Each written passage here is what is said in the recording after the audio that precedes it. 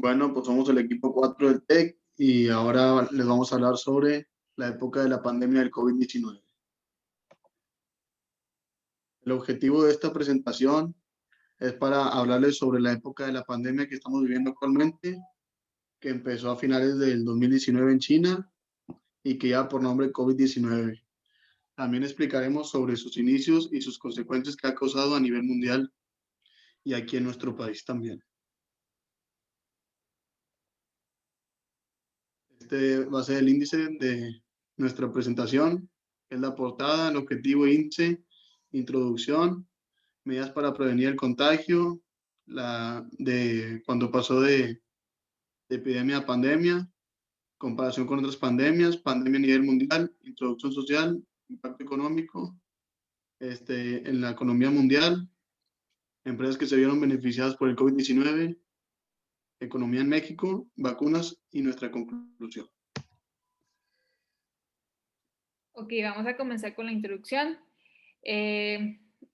Esta pandemia, por así decirlo ahora, comenzó a principios de diciembre de 2019 porque se detectó una neumonía de origen desconocido en la ciudad de Wuhan, que es en China. A raíz de ello, las autoridades sanitarias de China se vieron sorprendidas por una serie de neumonías de origen desconocido que poseía una gran facilidad por su expansión, muy contagioso.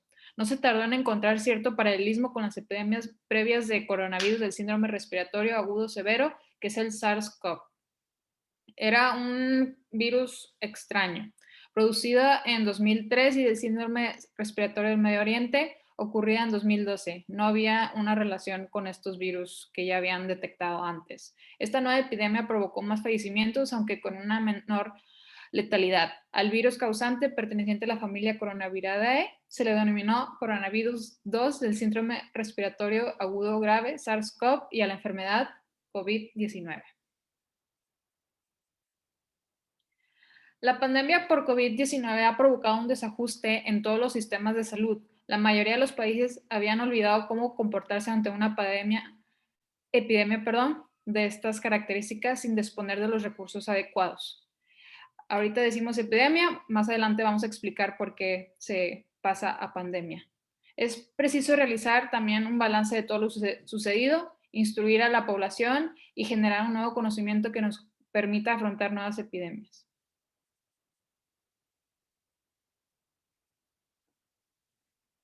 Bueno, para tomar medidas para prevenir el contagio del COVID-19, se recomienda lavarse las manos frecuentemente con agua y jabón, perdón, por lo menos 20 segundos, sin olvidar la muñeca y tallando enérgicamente las palmas. También al estornudar o toser, cubrir totalmente la nariz y la boca con un pañuelo o también con el codo. En caso de enfermedad se recomienda el uso de cubrebocas, cambiando por uno nuevo cada 3 horas. No tocarse ni la nariz, ni los ojos, la boca, mucho menos tener las manos sucias. Limpiar y desinfectar las superficies, los objetos, lo que se vaya tocando con el uso del día. Y evitar saludar de mano, beso, abrazo, evitar que los niños pequeños también se estén compartiendo los alimentos y bebidas porque ellos no tienen el mismo razonamiento que nosotros podemos evitar el contagio.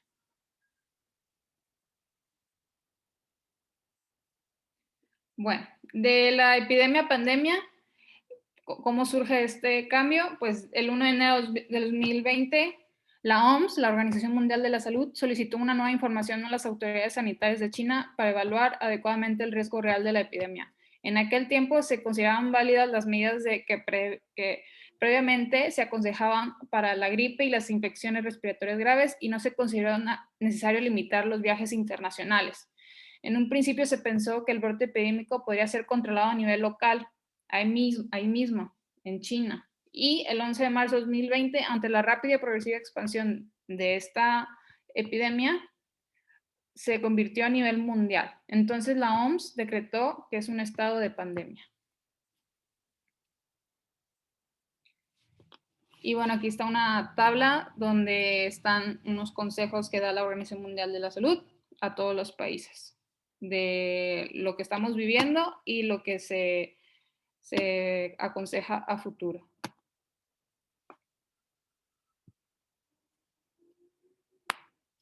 Pues bueno, luego pasamos a pues, cómo se originó todo esto. Y la verdad es que todavía no se sabe 100% el origen, pero se cree que tiene un origen zoonótico. Esto significa que es una enfermedad que puede transmitirse entre animales y seres humanos. Una de las teorías indica que se relacionó con el pangolín malayo, que es un animal que se trata en China de manera ilegal, ya que se conoce que puede transmitir este tipo de enfermedades, y otros son los murciélagos. Lo que sí es un poco más concreto es de que se originó en el mercado de mayorista de mariscos de Wuhan.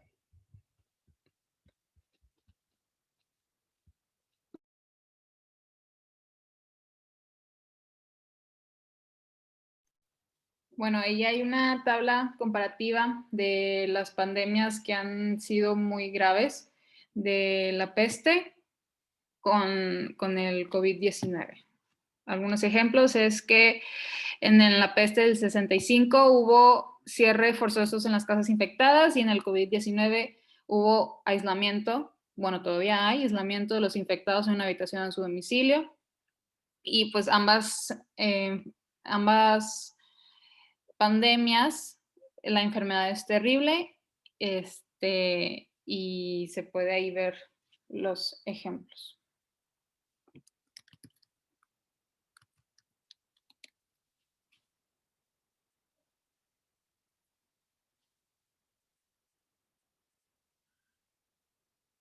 Bueno, la pandemia a nivel mundial, en lo que respecta a la pandemia por el SARS-CoV, la afectación mundial ha sido rápido, extensa y en continuo crecimiento debido a una vía común de contagio, como es la vía respiratoria. La gran contagiosidad demostraba y el rápido intercambio de bienes y personas. Su afectación ha recaído, aunque en diferente medida, en todos los extractos sociales, tanto en los países ricos como de aquellos emergentes y pobres. O sea, todo ha sido igual ante todos los países. La impresión actual es que la epidemia sigue extendiéndose a nivel mundial con distintas fases evolutivas en los diferentes países, con un número creciente de afectados y fallecidos a pesar de una menor letalidad del virus. Han surgido ahorita también más tipos de coronavirus. Entonces hay virus que pegan leve y hay virus que pegan gravemente. Sea por lo menos virulencia del mismo, la mejor comprensión de la enfermedad entre el personal sanitario y la menor saturación hospitalaria por nuevos casos. A pesar de ello, la pandemia sigue activa, afectando especialmente a la población de mayor edad con comorbilidades asociadas y pertenecientes a grupos sociales menos favorecidos. Bueno, esta pandemia afectó mucho lo que son las interacciones sociales cuando interactuamos con nuestros amigos, familiares, abuelos, y todas estas reuniones se vieron afectadas por esta contingencia. Entonces se han tenido que tomar ciertas medidas de distanciamiento físico y social, debido a que el virus tiene un alto nivel de propagación. Por esto debemos procurar tomar todas las precauciones que se dijeron anteriormente en la presentación. Bueno, con los amigos, dependiendo del semáforo epidémico en el que se encuentre el estado en el que vivimos, se deben de tomar ciertas medidas de distanciamiento al estar en reuniones sociales, que van desde solamente poder reunirse online por videollamadas hasta reuniones pequeñas.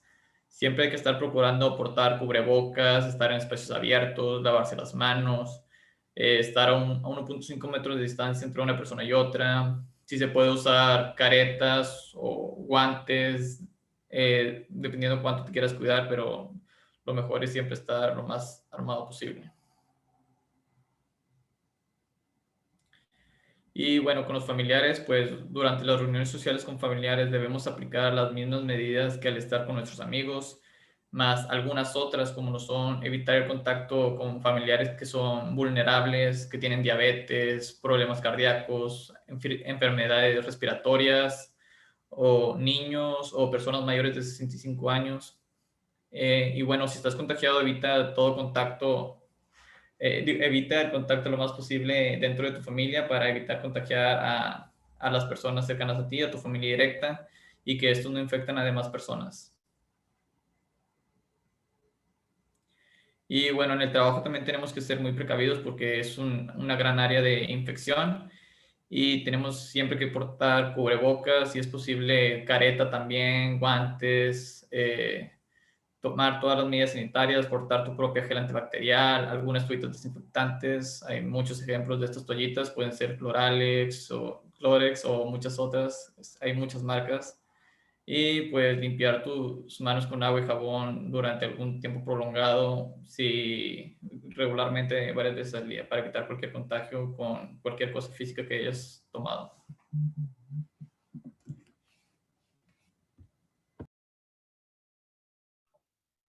Bueno, el impacto económico.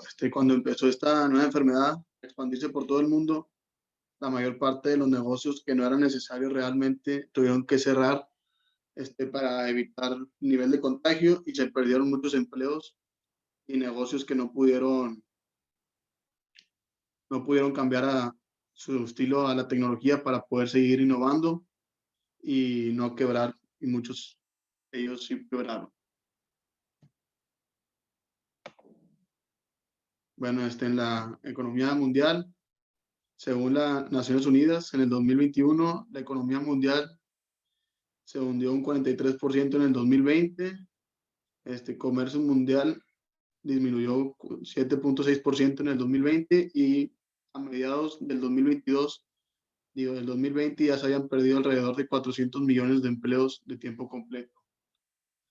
En la imagen podemos observar, dependiendo el color, la tasa de desempleo que tiene cada país de los que se registraron en la página y podemos ver México tiene alrededor del 4.7% y el país que más desempleo tiene actualmente es Sudáfrica, que tiene el 32.5% y Japón es el que menos tiene con 2.9% de porcentaje de desempleo. En esa página que sale abajo se pueden meter para checar los diferentes países que salen en la imagen. Las empresas que fueron beneficiadas por la pandemia fueron más que nada las que están en el sector tecnológico. Un ejemplo de ellas son Netflix, Amazon, Zoom, Uber Eats, Rappi.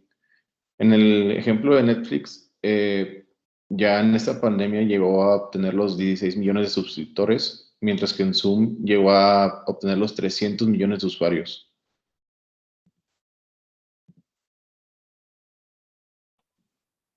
Bueno, en la economía en México, la producción, el PIB, como se puede ver en la imagen, ha aumentado durante el 2020, llegando a un pico de tener el 18.7% menos de lo que se puede producir o se producía anteriormente.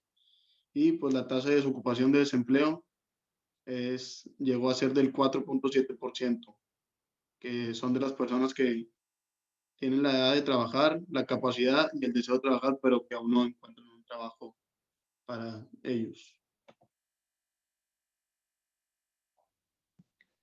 Los estados con mayor contagio en México pues fueron Ciudad de México, luego sale el Estado de México, Nuevo León, Guanajuato, Sonora, Jalisco, Coahuila, Puebla, Veracruz.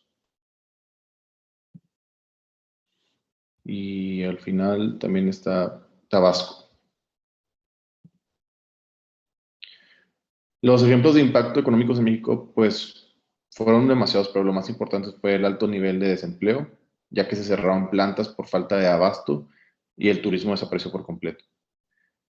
Menores ingresos presupuestarios, una disminución considerable de los recursos provenientes del petróleo de México.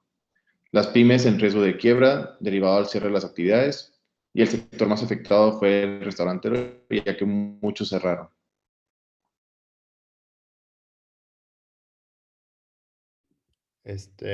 Bueno, y proseguimos con las vacunas.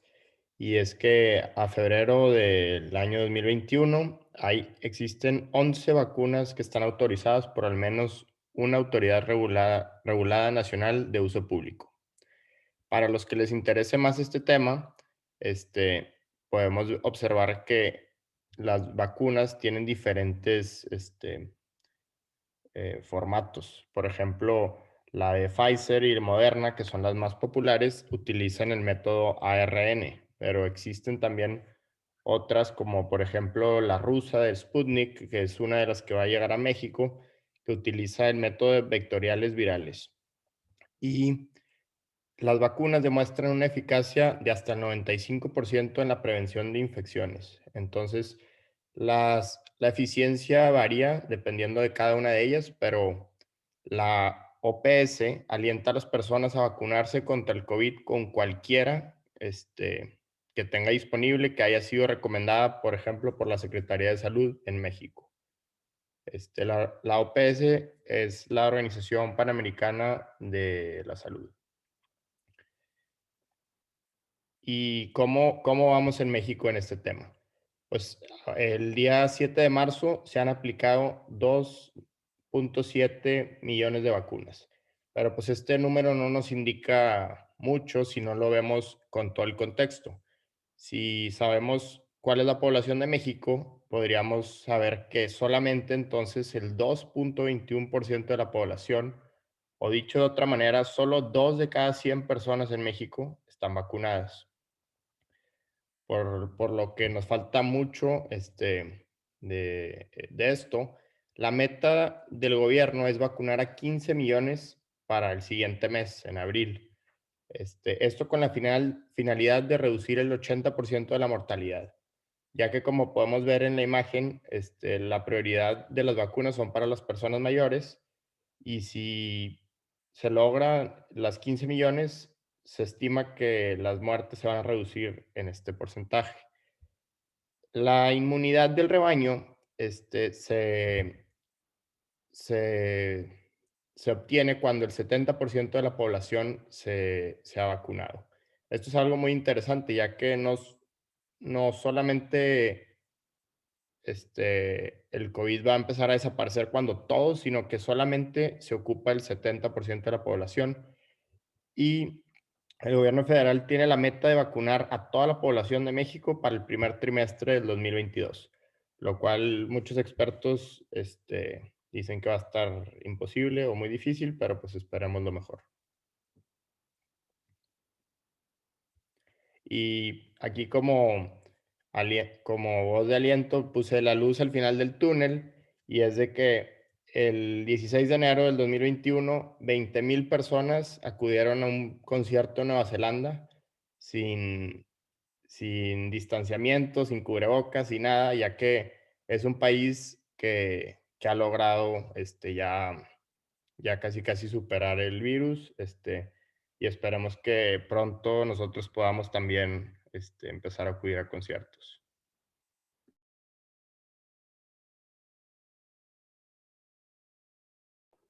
Bueno, como conclusión, esta época ha sido muy difícil para todos, ya que tuvimos que cambiar la forma de hacer las cosas, principalmente la forma de cuidar nuestra salud, usando el gel antibacterial y cubrebocas. Pero también cambió la forma de interactuar con nuestras familias y amigos. Gracias a los avances tecnológicos, hemos podido también comprar en línea y hablar con otros a través de dispositivos electrónicos. También hay que recordar que esto todavía no se termina y que muchos hospitales también están muy llenos, y por ese motivo no hay suficiente disposición médica para atender a todos los que se enferman actualmente en cada estado.